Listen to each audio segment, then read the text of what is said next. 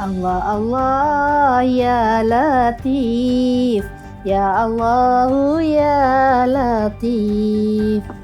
Sahabat-sahabat, nak ketahui apa kaitan Allah ya Latif yang maha melembutkan dengan menu masakan kita hari ini? Saksikan sebentar saja lagi bersama saya, Ibu Haryati dari Raudhah Kitchen, insya-Allah.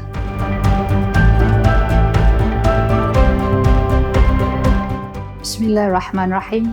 Assalamualaikum warahmatullahi wabarakatuh. Selamat kembali bersama saya, Ibu Haryati dari Raudhah Kitchen. InsyaAllah hari ini kita nak buat masakan kita, menu minuman petang. Iaitu kita nak masak untuk keluarga kita waktu santai-santai selepas kita ini menunaikan ibadah solat zuhur, menunaikan ibadah solat asar, menunggu waktu untuk solat ibadah solat maghrib. Maka bolehlah kita masak menu ni supaya kita dapat nikmati. Daripada kita membeli di luar, maka kita masak sendiri, kerana bila mana kita memasak sendiri, ia lebih barakah kepada keluarga kita dan menambahkan lagi rasa kasih sayang keluarga kita, insya-Allah. Jadi petang ini akan kita nak masak menu bubur kacang. Walaupun menu bubur kacang ini simple, tetapi apakah kelainannya? Kerana hari ini kita nak masak sendiri. Biasanya kita selalu saja beli yang dah siap. Nampak mudah. Tetapi hari ini kita nak belajar memasak bubur kacang ini supaya bubur kacang ini menambah lagi kesedapannya bila mana kita sendiri memasak dengan air tangan kita, ditambahkan lagi dengan kita menyebut-nyebut nama Allah agar masakan kita ini menjadikan hubungan kita bertambah erat. Bukan sahaja sesama kita, bukan sahaja sesama suami kita, bukan sahaja bersama anak-anak kita, tetapi bersama Allah Subhanahu Wa Taala. InsyaAllah untuk menu bubur kacang sudah pasti kita perlukan ada kacang hijau. Tetapi hari ini kacang hijau tu saya terlebih dahulu telah rebus lebih awal. InsyaAllah. Jadi kita tengok di sini ada kacang hijau yang telah direbus. Jadi dia akan jadi separuh warna hijau dan separuh lagi telah pecah merkah. Kemudian kita perlu ada gula merah ataupun gula niseh. Jadi saya menggunakan gula niseh yang dijual di Raudatul Muafirah. Itu di Raudhah Kitchen ini kita ada produk kita sendiri, homemade. Kenapa kita gunakan gula niseh yang dijual di Raudhah Kitchen? Sebab homemade-nya ni kita lihat biasanya gula niseh ni keras. Tetapi di Raudhah Kitchen ini gula niseh ni dia sangat rapuh, lembut. Kita tengok pecahkan selalu mudah. Jadi kalau kita nak buat gula kuih buah Melaka, kita tak perlulah nak keras memotong, sebab kita boleh pecahkan saja ikut saiz yang dikehendaki. InsyaAllah. Dan kita nak adakan bunga daun pandan untuk menjadikan bau harumannya wangi. Kemudian kita juga ada santan pekat. Kemudian kita ada juga di sini ialah sagu putih. Sagu putih ni dia memekatkan lagi kuah dan menambahkan lagi rasa bubur kacang ini lebih sedap dan enak. Tapi di sini saya dah sediakan juga yang sudah direndam, yang dah dikembangkan seketika. Dan apabila kita ini menggunakan gula merah ataupun gula kabung ataupun gula niseh ini, perlulah kita masukkan sedikit garam supaya masakan kita tadi dapat rasa lemaknya. Dan seterusnya kita gunakan sedikit gula putih sekiranya kemanisan itu tidak cukup. Itulah dia yang kita nak masak pada hari ini. Dan di sini kita lihat bagaimana Allah Subhanahu Wa Taala ni dia mencipta berbagai-bagai jenis tumbuh-tumbuhan yang kita boleh nikmati. Jadi di sini sambil kita ini melihat nama-nama Allah, kita melihat wajah-wajah Allah ataupun sifat dan af'al Allah, kita bolehlah sambil-sambil tu kita hidupkan hati kita untuk kita mula memasak, insya-Allah. Bismillahirrahmanirrahim. Tadi saya dah sediakan kacang ni dah direbus terlebih dahulu supaya dia lebih empuk. Jadi sahabat-sahabat boleh rebus dahulu ataupun sahabat boleh dua cara, iaitu sahabat boleh rendam semalaman supaya dia lebih cepat kembang, dan bila kita masak ni tak perlukan masa yang begitu panjang. Jadi itulah caranya bagaimana Allah ini ya Rashid memudahkan cara kita untuk kita menyediakan menu-menu kita waktu petang dengan ringkas dan mudah. Jadi kita boleh masukkan terus daun pandan kita ke dalam bubur kacang ni, dan kita boleh masukkan juga gula nisai kita untuk dicairkan. Bismillah. Allahumma ya mukid. Jadi sahabat-sahabat yang dirahmati oleh Allah, tengok bagaimana Allah ini ya Latif, memberi kelembutan. Allah ya Latif yang maha melembutkan. Selalunya gula nisai ini bersifat keras. Ya Aziz beri kekuatan atau kekerasan kepada ini. Tetapi gula nisai yang dijual di Raudatul Maghfirah ini dilembutkan oleh Allah ya Latif. Nampak? Begitu mudah. Jadi dia tak perlu, dan kita boleh saja peroikan kalau kita nak. Jadi nampak kelembutan yang diberi oleh Allah ya Latif. Jadi gula nisai ni homemade, kita buat sendiri. Subhanallah. Sekiranya dah cukup manis dengan gula nisai ni, tak perlulah kita tambah lagi gula. Tetapi sekiranya kita rasa tidak cukup, maka kita boleh tambahkan sedikit gula. Sebab gula nisai yang dijual di Raudatul Maghfirah ini, kita tidak menggunakan gula yang banyak, sebab itu dia lembut. Dilembutkan oleh Allah ya Latif. Dilembutkan oleh Allah ya Latif. Kita tunggu sehingga gula nisai ini dia hancur. Jadi sahabat-sahabat yang dirahmati oleh Allah SWT, kita lihat bagaimana hari ini kacang hijau yang begini keras tetapi diberi kelembutan oleh Allah ya Latif apabila kita memasaknya. Dan begitu juga sifat anak-anak kita yang keras mampu dilembutkan oleh Allah ya Latif. Jadi bukanlah kita yang melembutkan hati anak-anak kita, tetapi Allah ya Latif lah yang maha melembut dan lembutkan hati anak-anak kita.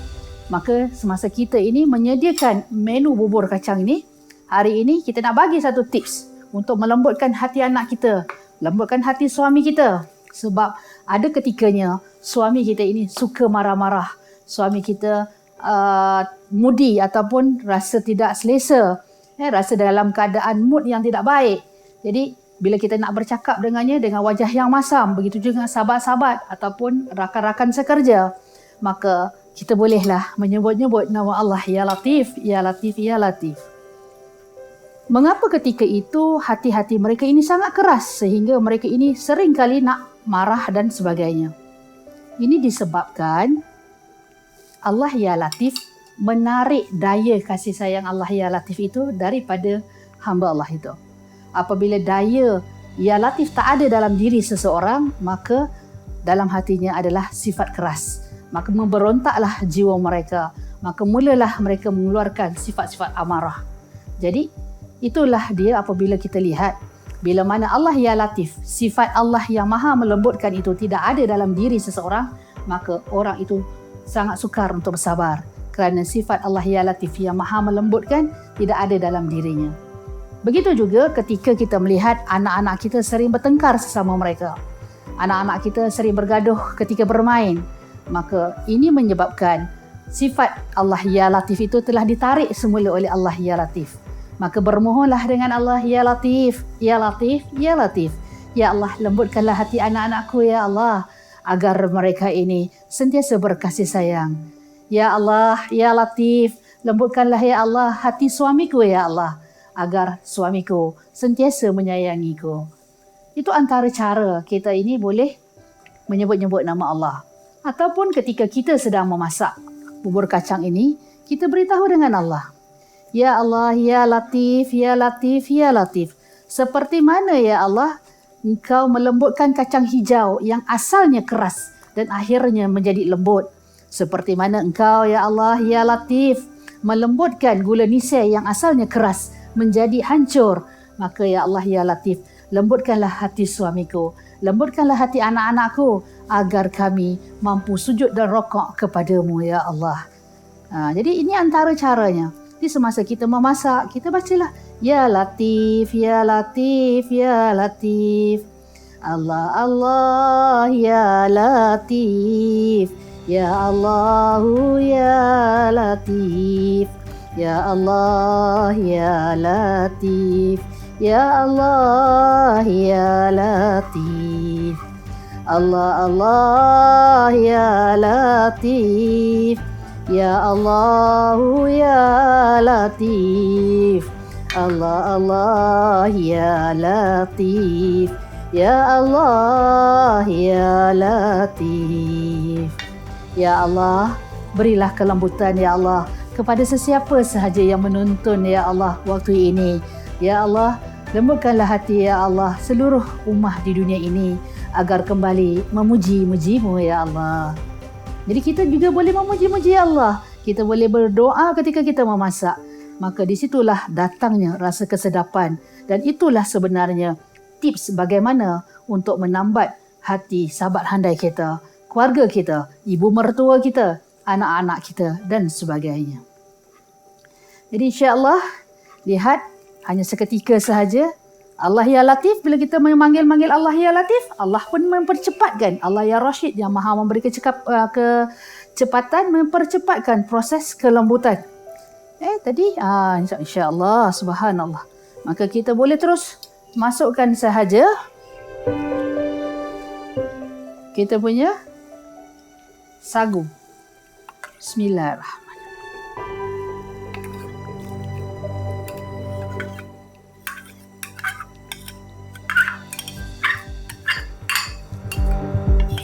Masukkan sagu.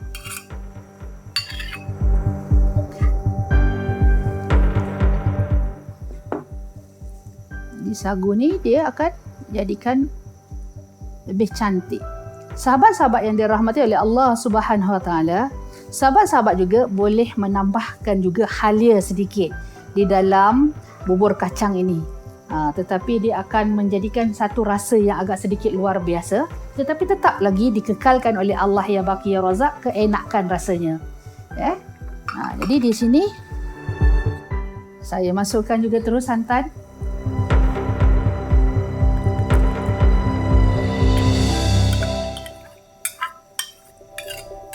Okey.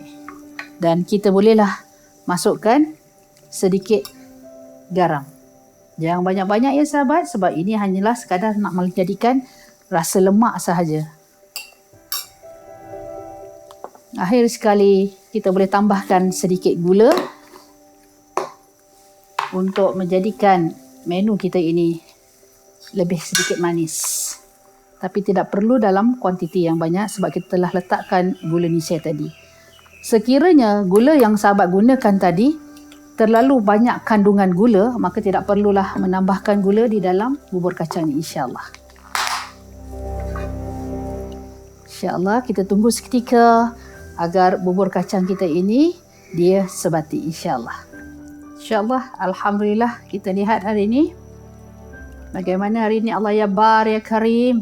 Sedapnya bau dia. Subhanallah. Kita punya bubur pun dah cantik. InsyaAllah kita boleh tutup api dan hidangkan. Jadi sahabat-sahabat yang dirahmati oleh Allah Subhanahu Wa Taala, inilah dia bubur kacang kita yang boleh kita hidangkan di waktu petang bersama-sama dengan keluarga kita. Boleh juga dimakan bersama dengan roti maupun dengan biskut lemak. Terpulang kepada sahabat-sahabat atau makan saja seperti itu. Jadi insya-Allah kita lihat bagaimana hari ini daripada kacang yang sebiji-sebiji ini disatukan oleh Allah ya Jami. Allah ya Jami satukan kacang-kacang ni tadi dengan jumlah yang banyak. Kemudian disatukan juga dengan tadi kita letakkan sagu, kita letakkan gula, kita letak sikit garam, santan dan sebagainya. Dan dia menghasilkan satu resepi yang begitu enak untuk dimakan di waktu petang. InsyaAllah kita cuba dahulu rasanya. Bismillahirrahmanirrahim. Subhanallah. Allahu Akbar, Allah Akbar, Allah Akbar. sedapnya. Benarlah Allah itu Ya Hamid, Ya Majid, yang layak dipuji-puji, kerana sesungguhnya Allah lah yang memberi segala nikmat. Apa lagi yang perlu kita katakan selain daripada mengungkap kalimah Alhamdulillah, Allahumma ya syakur, ya razak atas segala pemberian ini. InsyaAllah pada sahabat-sahabat yang dirahmati oleh Allah, teruslah memasak di dapur dan melakukan aktiviti-aktiviti di dapur sambil menyebut-nyebut nama Allah. InsyaAllah dari saya, Ibu Haryati, Raudhah Kitchen. Sebelum itu, saya ucapkan juga terima kasih kepada Khaira Zara telah sponsor pakaian saya, dan saya juga mengucapkan terima kasih kepada E-Skill Production kerana telah membantu dalam menyebarkan hidayah Allah ini. Jangan lupa kepada semua sahabat-sahabat like, subscribe, kemudian share serta komen sekiranya sahabat-sahabat inginkan resipi-resipi yang baru dengan tips-tips yang baru. Jangan ke mana-mana, tunggu saya pada episod-episod yang akan datang, insya-Allah. Assalamualaikum warahmatullahi wabarakatuh. Saya mengundur diri, Ibu Haryati dari Raudhah Kitchen.